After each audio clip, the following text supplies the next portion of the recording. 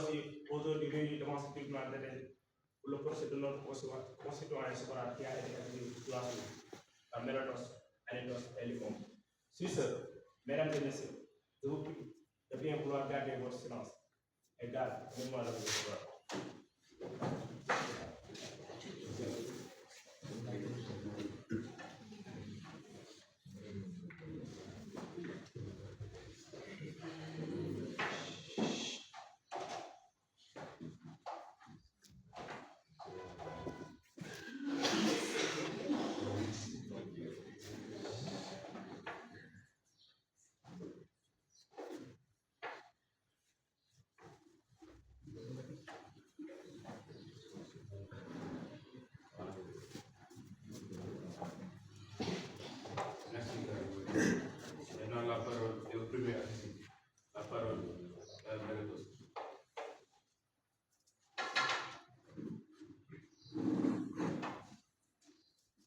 Ce ne sont pas des considérations personnelles qui m'ont fait comparaître devant ce tribunal pour accuser notre concitoyen, donc sous le nom de Socrate, du crime d'impiété.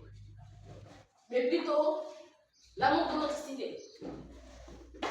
Socrate a la prétention de remplacer le culte de nos dieux traditionnels par le culte de nouveaux démons. Parce que Socrate se montre plus ambitieux à détruire plutôt qu'à construire.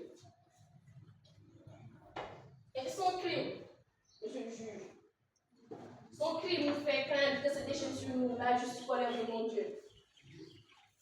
Et aujourd'hui, mon âme est certes affligée, mais il est de mon devoir de requérir la peine de mort contre Socrate. Merci, Mélatos. Je donne la parole à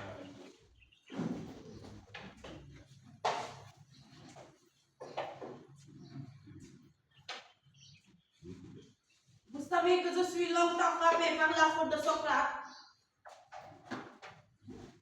à cause de la détestable influence qu'il a eue sur mon fils. Ce n'est pas seulement au père de famille qui vient se plaindre,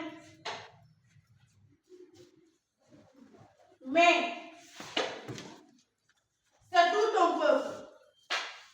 Je donne la parole à Lycom.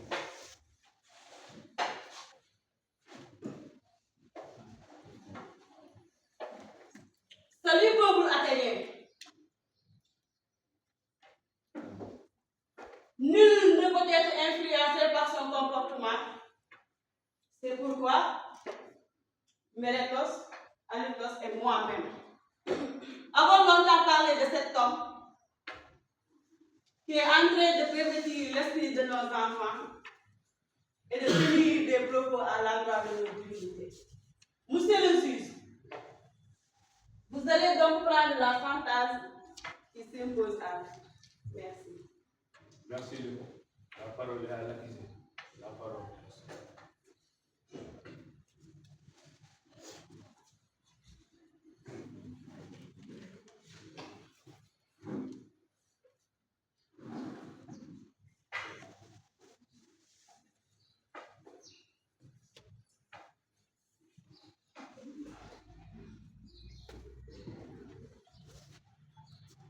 Athéniens, c'est la première fois que je me présente devant vous sur ce train de justice.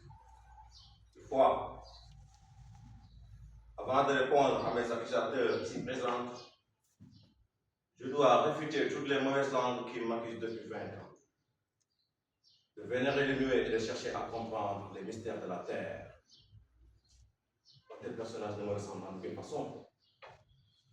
Et pour ceux qui voient en moi un sophiste, je me contente d'être à la recherche de la vérité.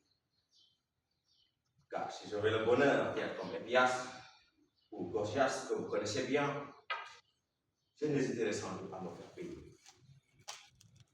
Malheureusement, ma seule connaissance est de savoir que je ne sais rien.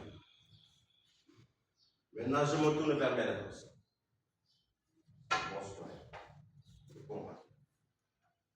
Je vous dis que lui, il est le coupable, lui qui m'entraîne en justice et qui fait semblant de s'intéresser à des choses qu'il ne connaissait même pas. Mélatos, réponds à ma question. dit ça. Ne t'attaches-tu pas à l'éducation de la jeunesse? Si, très grand. Mais puisque tu prétends, moi, Socrate, de corrompre la jeunesse, tu sais sûrement ce qui la rend meilleure.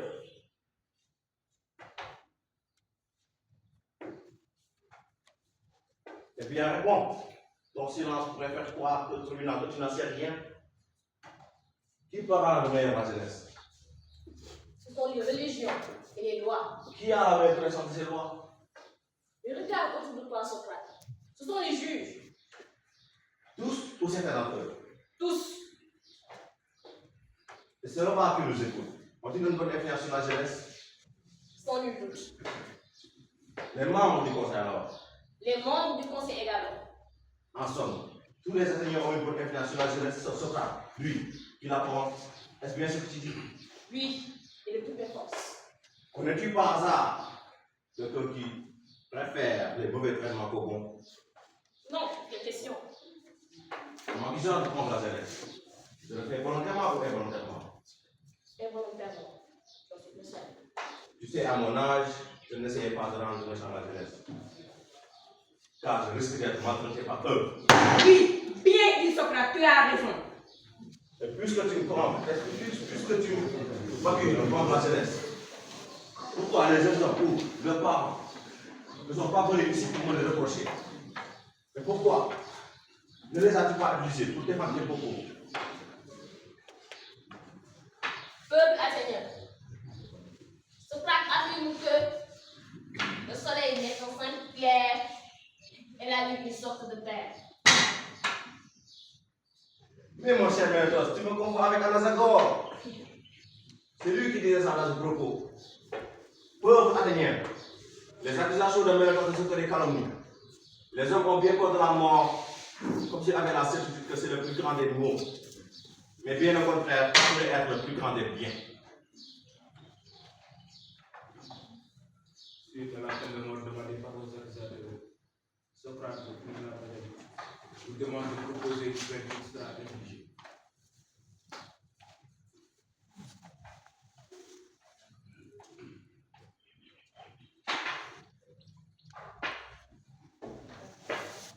Bien sûr, monsieur le juge,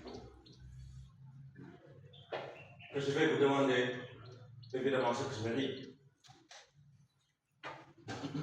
J'ai renoncé à tous les privilèges pour me consacrer au service de ma cité. Par conséquent, je voudrais que l'État me récompense en se chargeant de nourrir au Britannique.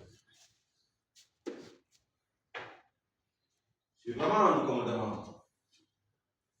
Je ne suis pas assez riche pour m'en charger. Sur les 500 000 pièces demandées, je ne pourrais payer que 1350.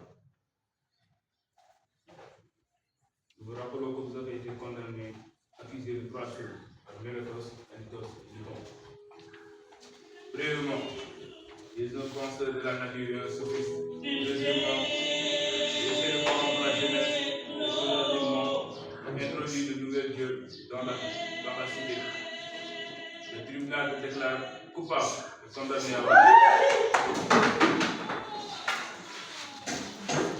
As-tu le dernier mot à dire avant la décision finale du tribunal?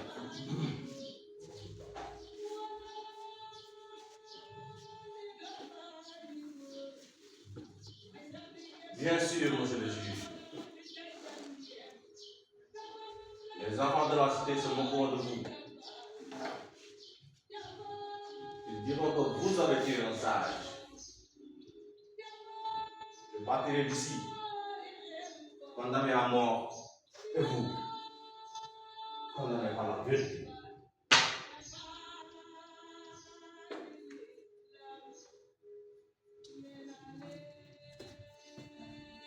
Suite aux accusations portées par suite aux accusations contre l'accusé Socrate par Anitos, Mélentos et Lycon, la sentence est dévoilée. La Cour maintient la peine de mort.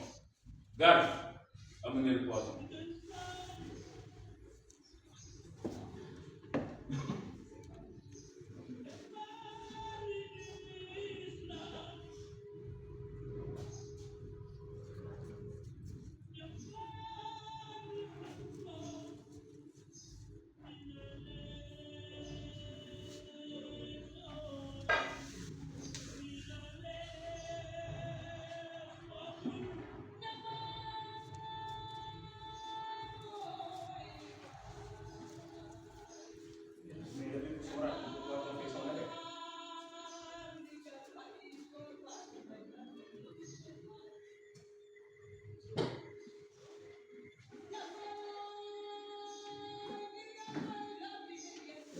en pritons.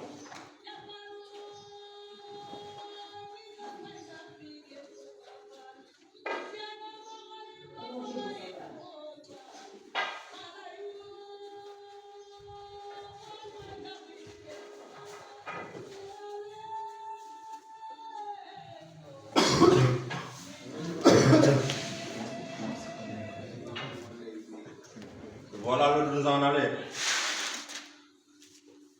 Moi pour mourir et vous pour vivre.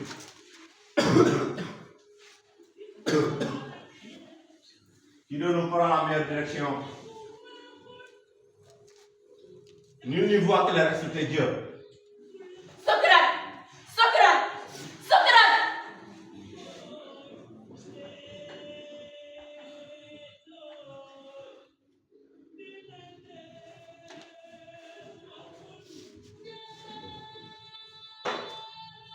Si Socrate est mort, la vérité, elle ne meurt pas.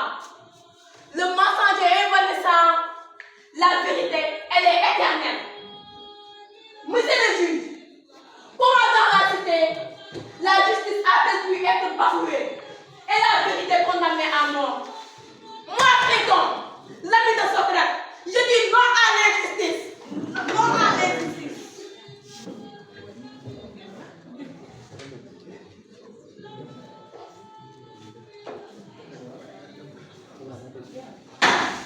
La séance est levée.